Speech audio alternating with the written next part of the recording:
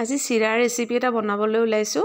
এয়া চিৰা লৈ লৈছোঁ, পিঁয়াজ, গাজৰ আৰু জলকীয়া কাটি লৈছোঁ, কেঁচা জলকীয়া, আলু এটা বইল কৰি লৈছোঁ। এইখিনি চিৰাখিনি এতিয়া ধুই ল'ম। এইটো ৰেচিপি বনাবলৈ বৰ সহজ আৰু খাবলৈও টেষ্টি হয়। এতিয়া চিৰাৰ পৰা পানীখিনি সৰাই লৈছোঁ।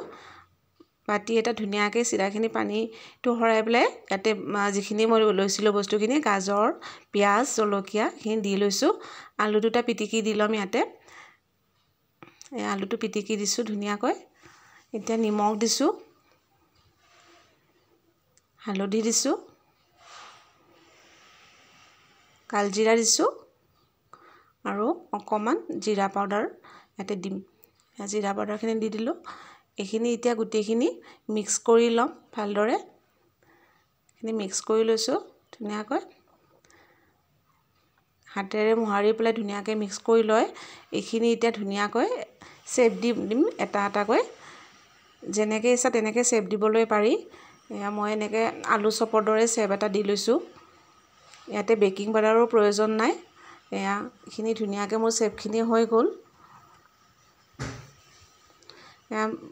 কেৰাহীত ৰিফাইন অকণ গৰম কৰি লৈছোঁ। এয়া মই এতিয়া দুটা বা তিনিটাকৈ ভাজি ল'ম। বনাবলৈ বৰ সহজ। এয়া এফাল হ'ল, আনফালে মই ওলটাই দিছোঁ। ধুনীয়াকৈ ভজা হ'লে এইটো প্ৰায় হ'লেই আৰু একেবাৰে চিম্পুল বনাবলৈ। এয়া ভাজিবলৈ দিছোঁ, ভজা হৈ গ'ল। এয়া তিনিটা হৈ গ'ল। তেনেদৰে বাকীকেইটাও ভাজি ল'ম মই। এইখিনি মোৰ হৈ গ'ল ৰেডি। এয়া বনাবলৈ সহজ, খাবলৈও বৰ ভাল লাগে। সৰু ল'ৰা ছোৱালীবোৰে খাই বৰ ভাল পায়। এইটো ৰেচিপি আপোনালোকে বনাই চাবচোন কেনেকুৱা লাগে আৰু কমেণ্ট কৰিব ভাল লাগিছেনে নাই।